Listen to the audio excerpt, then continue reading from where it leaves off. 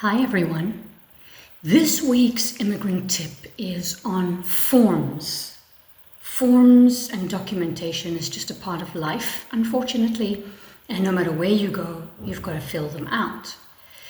The problem with forms is that if they are not in your native language, they can be a little bit confusing. And even if they are in your native language, they can be a little bit confusing, as I'm going to show you now. For example, family name versus last name versus surname. Some English-speaking countries use variations of these, and it might be confusing. What is the difference between your family name or your surname or your last name? It's all the same. It's just your last name. You have a first name, a middle name, and a last name. All of those mean last name. Then you've got given name versus first name, or given names versus first names. So you've got a first name and a middle name. Many forms now just ask for your given names or your first names, and that's your first and middle name, which can be confusing for some cultures because some cultures have many last names, many first and middle names, but that's the difference. Some countries will use given names, some countries will use first names. And then you've got something for women called maiden name. And your maiden name is the name that you had before you got married.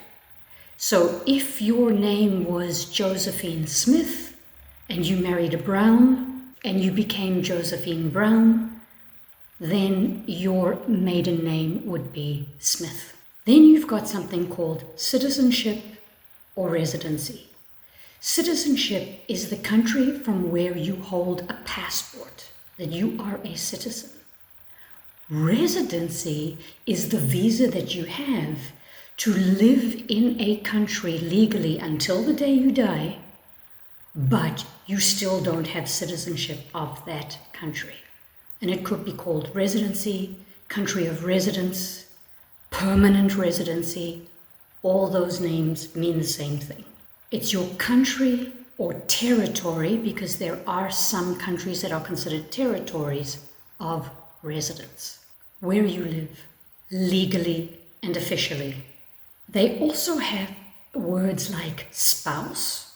Spouse is just a generic term, a category for your partner, your husband, your wife, husband, wife, partner. If you are legally married or common law married, which means you never legally married somewhere, but you have lived together for so long, and that country has common law unions, which means if you live together sharing the same home and the same structure and finances for a certain amount of time, you become common law partners. But a spouse just means husband, wife, legal partner. And then you've also got the term de facto.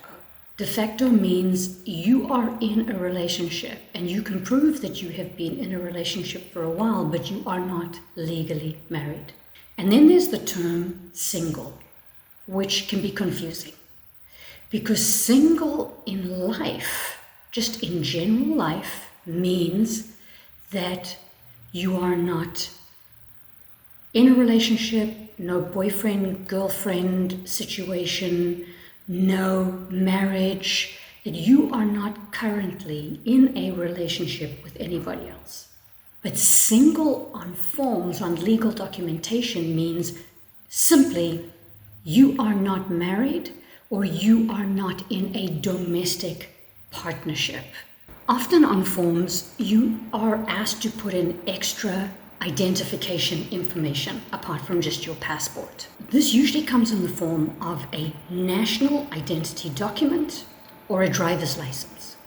While these are both official documents, they are not the same thing.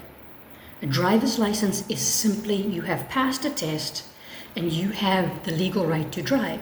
However, Australia, Canada, the US, they only have driver's licenses as a form of everyday photo ID. They do not have national identity cards. South Africa, Turkey, Brazil, most of or if not all of Central and South America have identity cards. But many Western, especially English-speaking countries, do not. So do not put a driver's license into the area for national identity documentation. They're a different thing. Mailing address versus residential address. Your mailing address and your residential address can be the same, and often there is a little box that you can check to say they're the same. But the residential address is where you live. The mailing address is where you get mail. Old mail, snail mail through the post that we used to get before the internet explosion that we have now. Some people, many people, have P.O. boxes, post boxes. That is their mailing address. They don't get mail to their residential address. And in some countries, the postal service is being changed, where residential addresses are not receiving mail anymore.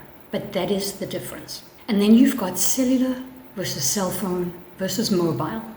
Okay, cellular or cell phone is used in the US and in Canada, in South Africa. A mobile phone is used more in the United Kingdom. So depending on the country that you're filling out the forms, they'll use the appropriate word. Occupation versus vocation versus profession. Vocation is not used so much anymore. It's usually occupation or profession. It just means your job. And the last thing that I want to mention about this segment on forms is mother tongue versus native language. Mother tongue, native language, exactly the same thing. What is the primary language that you grew up speaking? If you are in a bilingual household, which language do you feel the most comfortable with? Which language do you feel is your first language? That's what it is. Mother tongue versus native language, same thing. I hope that you found this helpful. Forms can be very difficult. They can be confusing. But with any luck, you'll be successful in completing them. See you next time.